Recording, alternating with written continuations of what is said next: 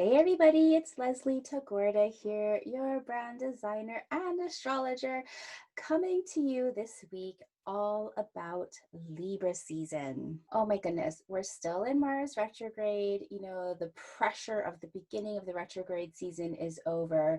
So I think that most of us, the initial frustration is gone, but we're still in it for another 9 weeks, right? So still not time to rush, but we really get to look forward to how do we bring balance and the spirit of co-creation while Libra season is with us.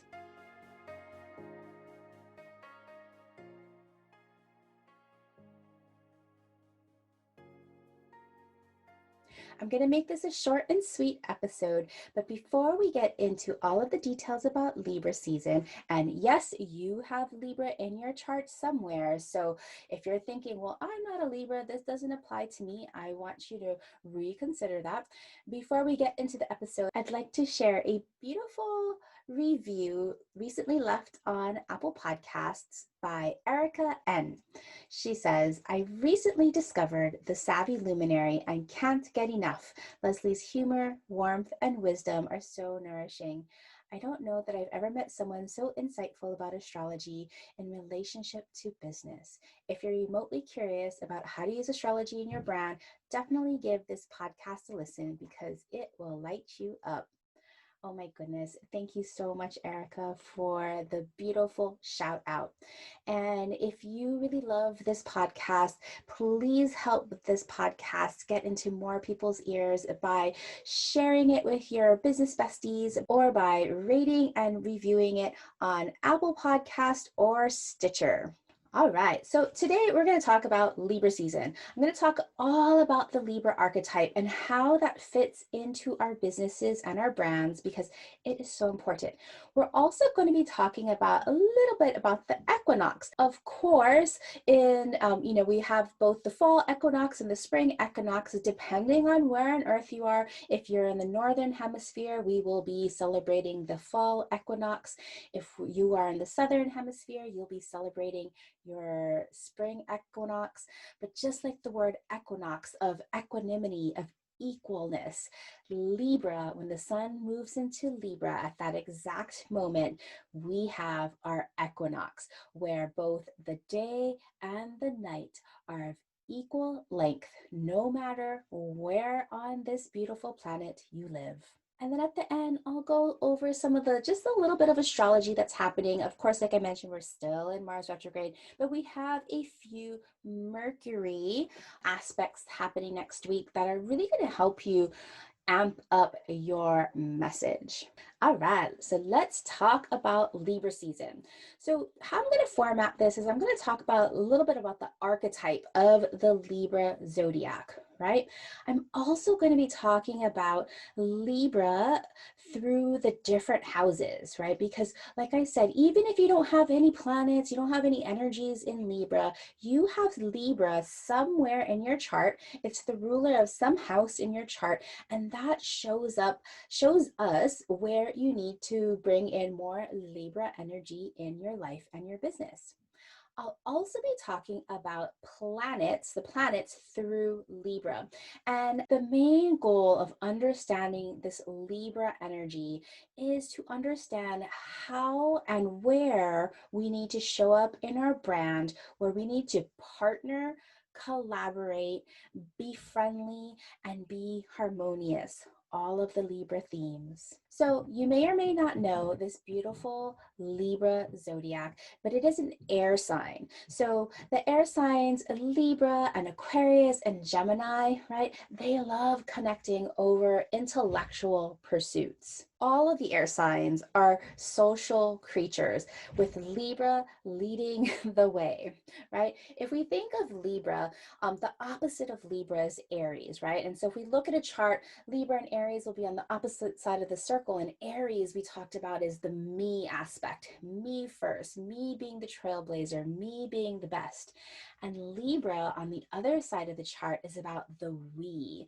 It's about collaborating and partnering and committing relating to each other in harmonious ways. So as an air sign, again, it's intellectual, it's social, it loves chatting, and oftentimes Libra operates from the place in its mind. While Libra is an air sign, it's also the modality of it is a cardinal sign. The cardinal signs are Aries, Cancer, Libra, and Capricorn. All of the cardinal signs are instigators. So if you notice, every time we have the sun move into a cardinal sign, it initiates, it starts a new season, right? So when the sun moves into Libra, it triggers an equinox and it begins the fall season in the northern hemisphere or the spring season in the southern hemisphere. So at the beginning of winter with Capricorn season and the beginning of summer with Cancer season, we don't have the equinoxes, but we have the solstices where we have either the longest or the shortest days. Now, the symbol of Libra is very appropriate, right? It's the symbol of the scales. We can think of Lady Justice holding the scales, bringing balance and equanimity. And if you look at the zodiac, the glyph of the zodiac symbol of Libra, it comes from the Egyptian symbol of the setting sun. I think this is so beautiful because when we think about Libra sitting in the natal chart, it rules the seventh house. And so if we divide the natal chart into a circle with a top hemisphere and the bottom hemisphere, the eastern horizon, which is on the left of the horizon, which is our rising sign, the ascendant, right? That's the doorway into the first house. On the opposite side of the horizon, we have the seventh house cusp or the descendant. And so appropriately, the Egyptian symbol of the setting sun, of the glyph where there's the line on the bottom and then there's a line on the top that has kind of a half moon, it represents the descendant, the ruler of the seventh house, because in a natal chart, that area of the chart is where the sun is setting on our chart. Whatever you have in the seventh house, it doesn't matter what zodiac it is, but it's going to have the flavor of the Libra archetype. But before we get stuck on the seventh house, let's talk more about the Libra archetype. The Libra archetype is that of the peacemaker. It's the one that loves to bring balance. It's the one that loves to bring friendliness and teamwork and harmony and justice. It's also the one that loves to make commitments to others. Because remember at the very beginning, I mentioned that as an air sign, Libra's desire is to be social. But of the air signs, it is the most social. It's ruled by Venus. So of course, anybody who has strong Libra in their chart, especially if they're a Libra rising, they have to have beauty in their lives. They're often very attractive because Venus rules Libra, and as a rising sign, that's kind of your outward appearance, right? So Venus is ruling your outward appearance.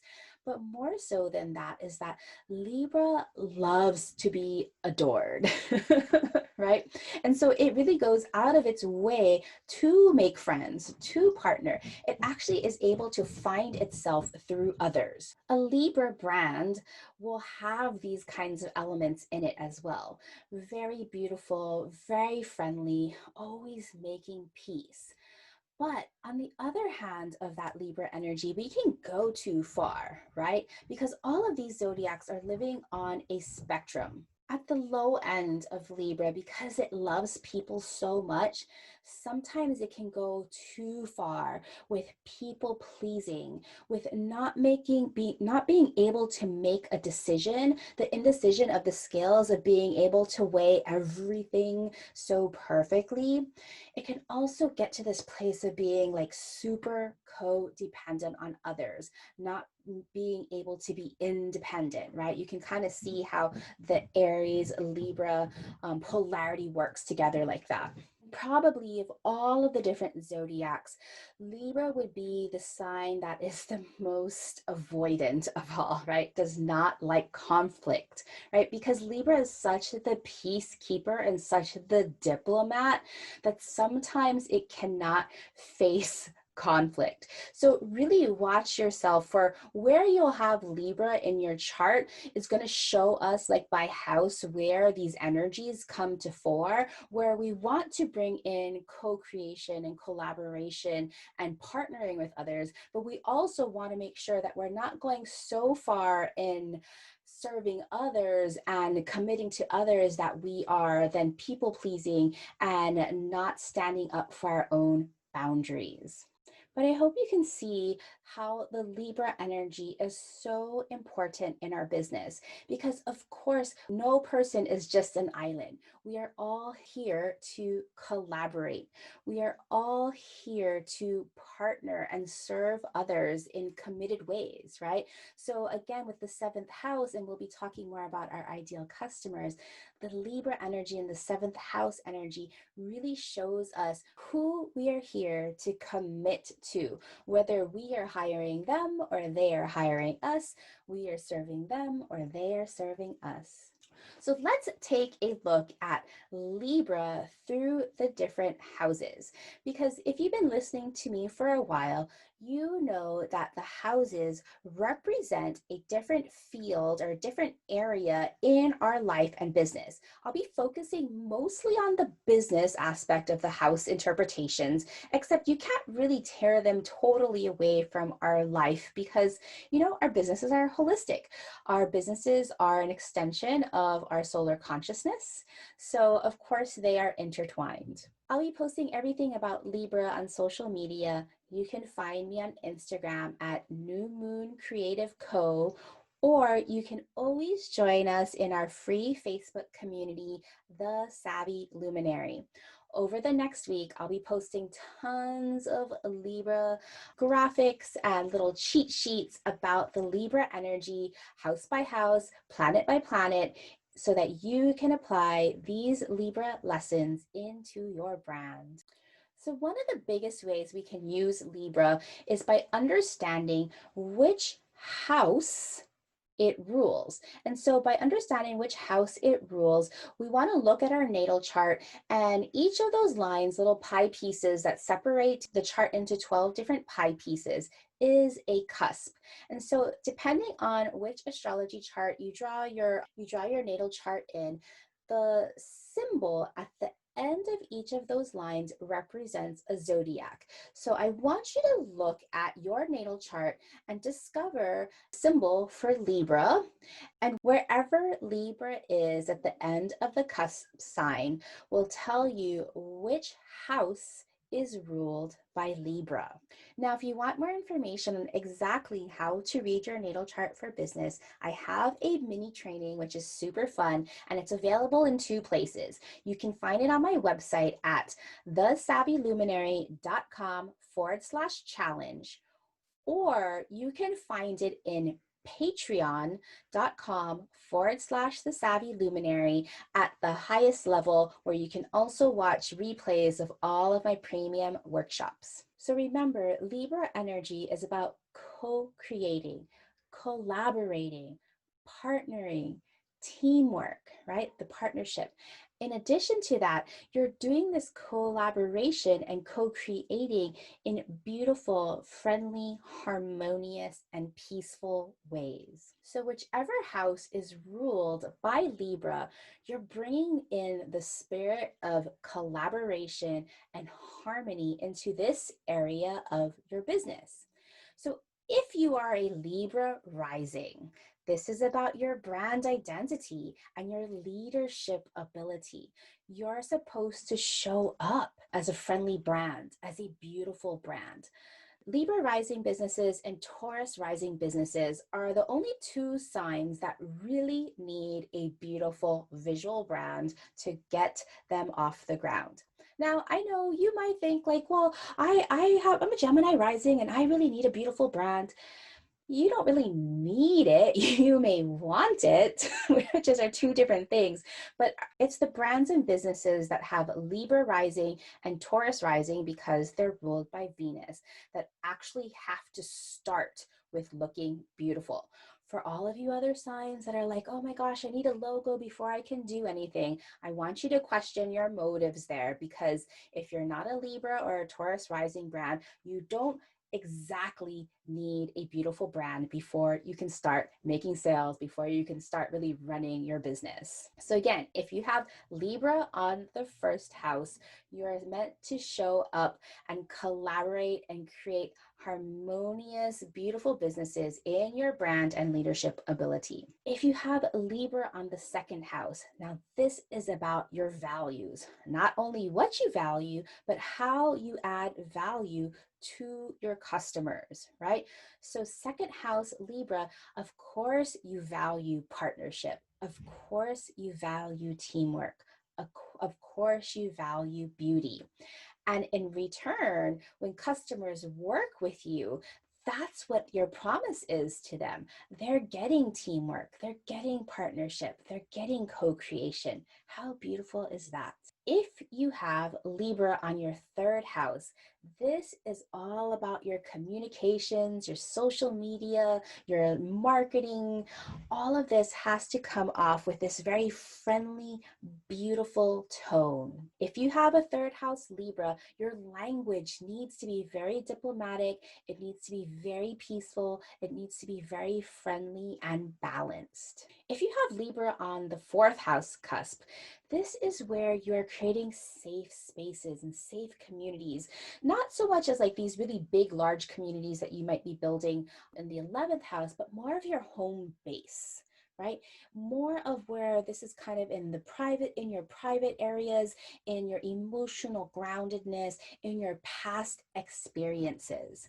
So if you have Libra in your fourth house, you want to make sure that you feel really peaceful, that you're creating peaceful spaces for your most innermost circle. If you have Libra on your fifth house, this is about your creative joy and your purpose, creativity, fun, delight, and play.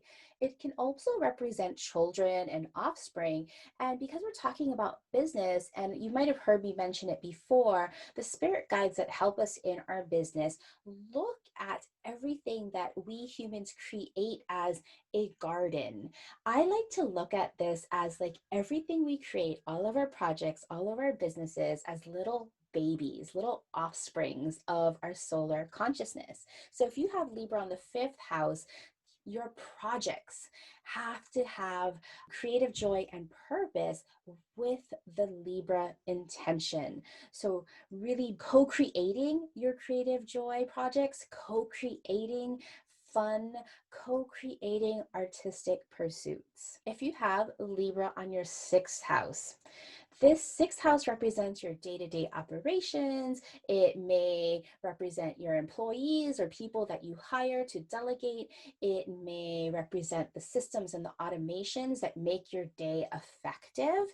And so Libra on the sixth house means that you need to bring balance into that part of your life. Maybe you have a really dedicated team that helps you grow, that helps your day-to-day operations be as peaceful as possible. And when you're creating systems or hiring people, you want to make sure that they embody the Libra ideals. If you have Libra in the seventh house is already ruled by Libra. It's already about collaboration. It's already about committing to teamwork. So you also then have this double ability to bring peaceful collaborations to your collaborations. Your ideal customers will embody the Libra archetype. They will also be justice seekers, peace seekers, beauty seekers, social seekers. If you have Libra on your eighth house, the eighth house is the ability to transform and heal, right? All of our businesses are always transforming. The eighth house also deals with other people's money. It also deals with like the negotiations and the product of collaborating, making sure that all of the negotiations go smoothly. That's all in eighth house. So if you have Libra on the eighth house, you're creating these opportunities to transform and opportunities to leverage other people's money and opportunities to negotiate from this place of collaboration, everybody wins, peaceful opportunities. If you have Libra on the ninth house is about expansion. It's about expanding your vision, expanding your belief system.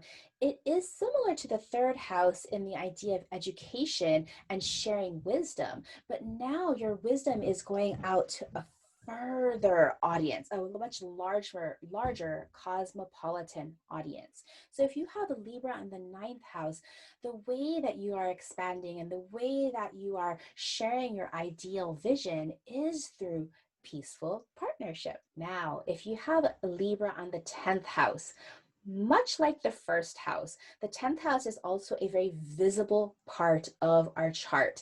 And this, you've heard that the 10th house represents our career. The 10th house cusp is also known as the midheaven. But the 10th house is more than just our career. It's about the way that we are showing up, our professionalism, our public impact, right?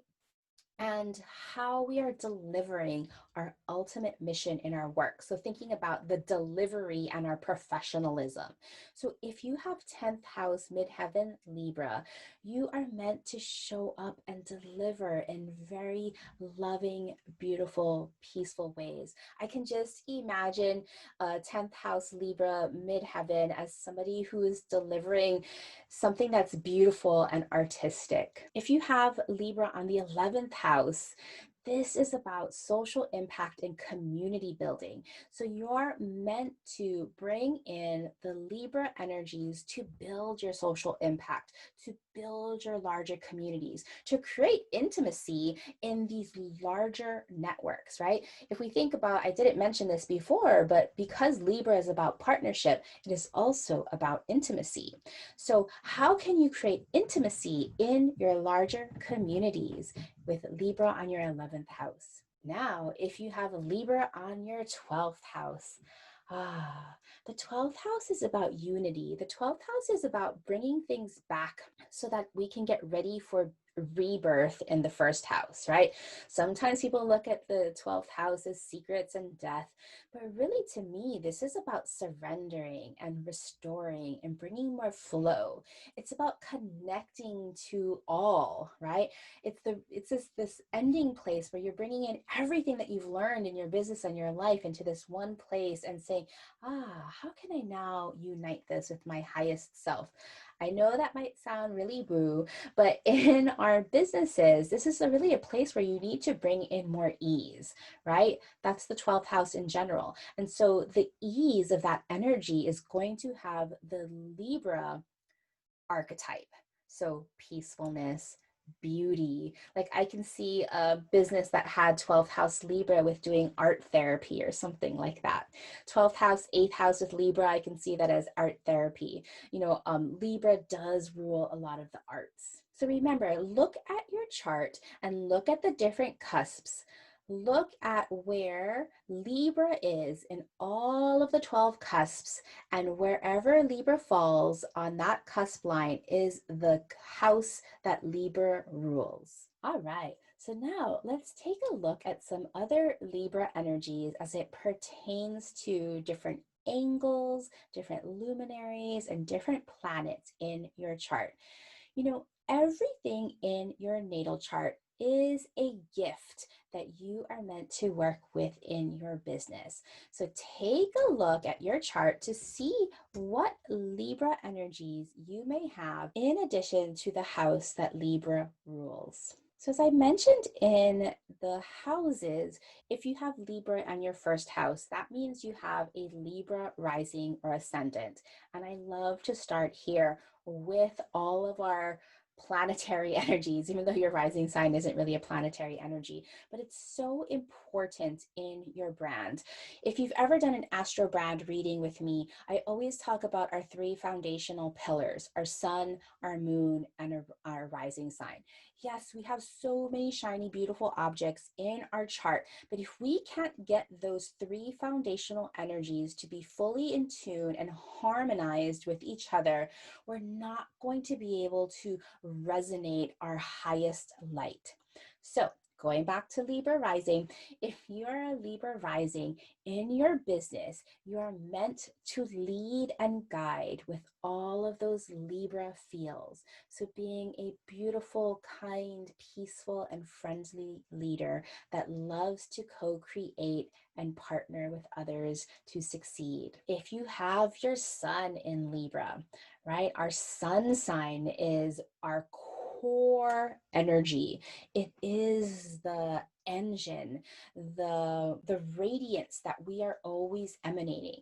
And to understand that our sun is our natural talent. Now, we can't just leave our talent and just like set it aside and never use it. Now, when we understand and look at our talent, it's up to us to create opportunities that allow us to express our solar radiance.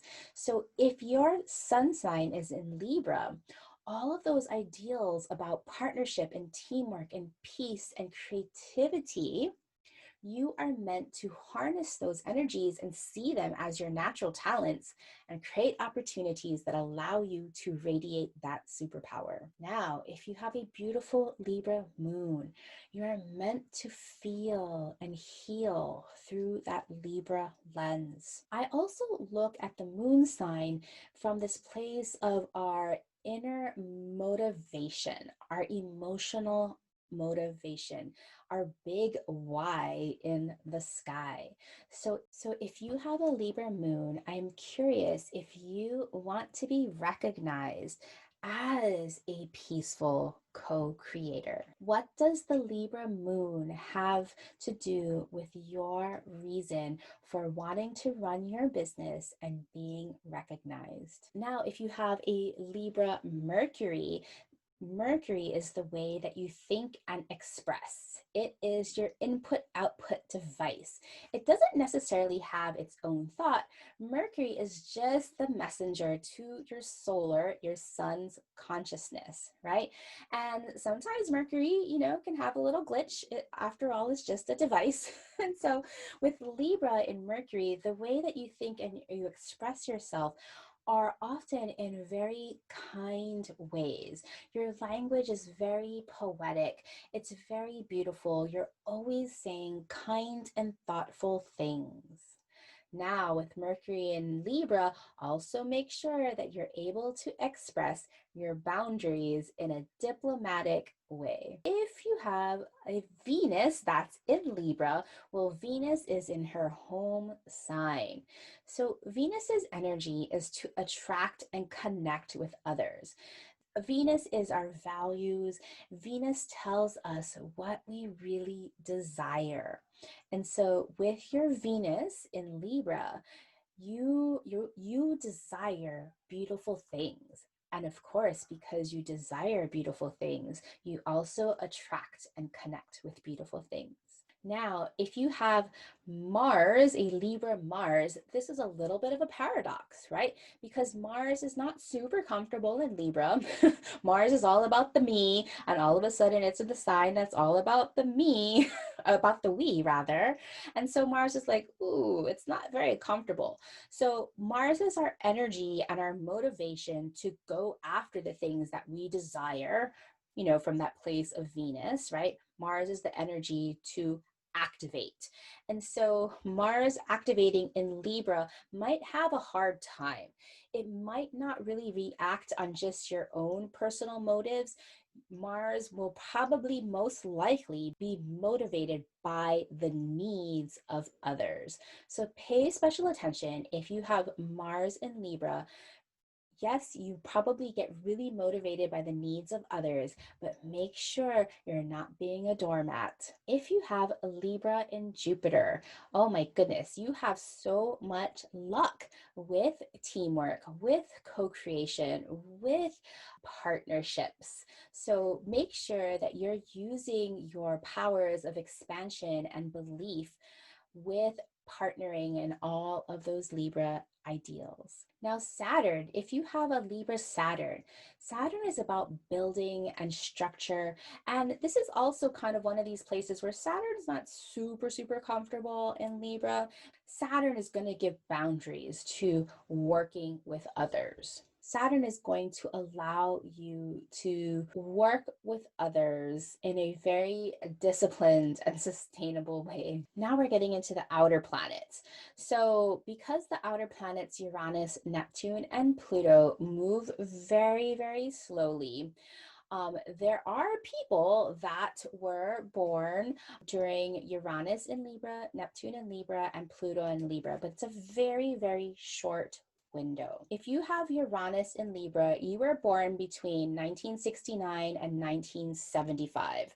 Uranus kind of moved in and out of Libra for parts of those times at the beginning, at the end, but that is the time period where Uranus was in Libra. And so all of these Gen Xers have learned to use Uranus's power of innovation and individuation in their relationships. Not to be a Debbie Downer, but it is in the 60s and the 70s that we saw the beginnings of divorce in marriages, right? If we think about partnerships and marriages, those are Libra themes. And so Uranus, our ability to individuate and be an individual while in Libra, kind of just really changed for a whole generation about what do committed partnerships look like. If you're a Gen Xer and have Uranus in Libra, do know that relationships are a little bit different for you because you really need to be an individual in your relationship. Now, I'm curious to know if we have any Libra Neptune people here, because the last time Neptune was in Libra was between 1942 and 1957. So let me say, if I have any listeners here born between 1942 and 57, please message me. You can message me on Facebook or you can find me on Instagram, DM me, and I would love to offer you a special gift, a mini astrobrand reading for anybody who has Neptune in Libra, born between 1942 and 57. For Neptune people, Neptune is about flowing and inspiring, right? I think that's so beautiful. So if we think about Neptune in Libra, the people born during then would have been coming to age during kind of the 60s and kind of the hippie era, right? And so thinking about the beginnings of the spiritual revolution that happened for the people with Neptune in Libra, I think is just gorgeous. Now, Pluto. Pluto takes a really long time to go around the zodiac. So the last time that Pluto was in Libra was between 1971 and 1984. So late Gen X, maybe a teeny tiny bit of the millennials, early millennials had their Pluto in Libra. Pluto is about transformation and it's about distillation, right? It's really a powerful energy that a whole generation has, because Libra is also about social justice and Pluto is about endings. For people with Pluto in Libra, social equality is super important. Equal rights and harmony for all are really important values for people who are born with Pluto in Libra. And then, of course, let's take a look at our nodes, because our nodes are so important when deciding on the next things that we are going to build in our business. If you have a North node in Libra, you're supposed to stretch and move into more peaceful and harmonious ways of doing, into more teamwork and more co-creations and collaborations. Now, if you have South Node in Libra, the opposite is true. You can get stuck in always working in partnerships. You can get stuck in always people pleasing. So if you have your South Node in Libra, your job is to release and let go of that kind of Libra energy. So I'm curious to know what energies you have in Libra. So remember, if you have your luminaries like your sun and your moon and your rising, or your personal planets, Mercury, Venus, and Mars in Libra, you're going to feel this on a much more intimate level. The Libra themes are going to be very loud and clear in your life and your business. If you have the social planets, Jupiter and Saturn in Libra, you're still going to have those Libra ideals, but it's not going to feel as close and intimate to you. Now, if you have the outer planets, Uranus, Neptune, and Pluto in Libra, these are just going to be like more generational ideals. These are just going to be kind of the status quo of most of the people around your age. So for example, I was born in 74. I do have Uranus and Pluto both in Libra. If you need to get more specificity, then you're going to want to see in which house does that occur for you to give you more information on that Libra energy. Well, I hope you enjoyed learning all about Libra and can see the value that Libra brings in our businesses, where we need to co-create, commit, and partner. So let's talk about the astrology of the week. We're talking about September 20th through the 26th. So of course, the biggest event is that Sun enters Libra and the equinox. So that happens on Tuesday, September 22nd at 9:31 Eastern and 6:31 a.m. Pacific. At the moment the Sun moves into 0 degrees Libra, the equinox happens, where we both have equal day and equal night. It's such a beautiful time, and cultures all over the world from antiquity to now have celebrated the equanimity of this dark and light, of the balance that Libra represents. I recently watched on National Geographic's TV a program called Chasing the Equinox. Oh my gosh, what a beautiful documentary to watch during this season, because the show shared in this beautiful documentary, Chasing the Equinox, they discuss how ancient civilizations hid the secrets of their incredible knowledge of astronomy in their temples and their palaces, so that they would align with the sun on this one day. Actually, it's 2 days a year because we have the equinox twice. I highly recommend it because they show the examples of in Cambodia at Angkor Wat, a grand Hindu temple, which is actually now Buddhist temple, where the central tower is crowned with the sun on the morning of the equinox. And in Mexico at the Mayan pyramid of Chichen Itza, where the shadows cast on the pyramid represent the serpent god at the precise moment of the equinox. I just really feel that at equinox and all of this balance, not only are we celebrating at the here and now, the celebration of day and night, but to me, because we look at all of the symbolisms in all of these ancient structures that people build, we're also connecting to our past. We're connecting back and forth. So the balance of the equinox is not just in this plane of night and day, but about future and past. So I'm curious what you will be doing to bring balance. What will you be celebrating today? How is this going to translate for you with light and dark, past and future?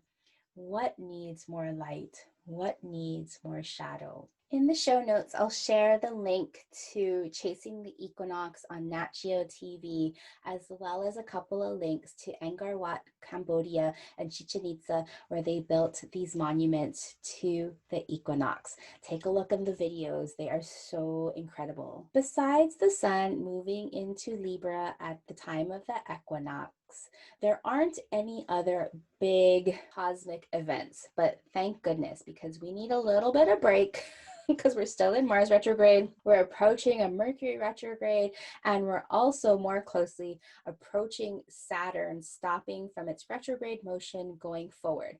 But that all happens a little further out. So this week we get a little bit of a break, except that Mercury, as it zips through the zodiac, is pinging a few different planets this week. So on Sunday, Mercury is going to be squaring Pluto, right? And so anytime Pluto is involved, especially with the square, there's a lot of intensity. There's a lot of energy that can be misused, mismanaged, right? So if your emotions are running high on Sunday, I just want you to watch your words. Watch how you're expressing yourself, making sure that you're using your words for good.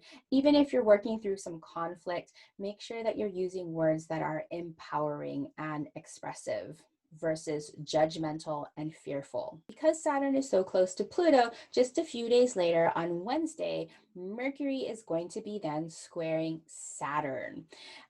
Mercury squaring Saturn happens on the same day that the moon is at its first quarter phase. And so if you're working with the moon phases, because we just had a beautiful Virgo new moon, the first quarter phase is now when you really take those plans that you've made, those intentions that you've set, and you put things to action. You're the pedal to the metal. So if you are doing any kind of marketing plans or anything, this would be an amazing day, right? So whatever you set your intentions for during the Virgo new moon on the 23rd, you want to put things into action. And because Mercury will be squaring Saturn, your words may not come so easily, but your plans and structures for any marketings and any communications, that's ruled by Mercury, it's going to be a great day for planning out your communications. So use that energy, and hopefully those communications can kind of support the seeds that you planted during the new moon. And then on the 24th, we have another Mercury aspect. Mercury will be opposite of Mars. So again, we still have the theme, all of this angst with the Mars retrograde. Mercury now is going to be integrating. So this is a real time that if you've been feeling frustrated, if you've been feeling anger and you haven't yet been able to figure out how to get those things into words that really are effective at moving through conflict and moving through frustration, this day on the 24th is going to be really great for you to really integrate all of the frustrations with Mars into your words and expressing yourself, Mercury. This is also the day that Mercury moves into the shadow zone at 26 degrees of Libra. Starting on Thursday the 24th, when Mercury moves into Libra at 26 degrees, this is the point where during its retrograde cycle, it's going to backtrack to, okay? So we call this the shadow zone.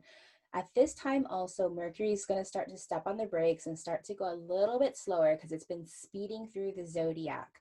So it's going to be going a little bit slower.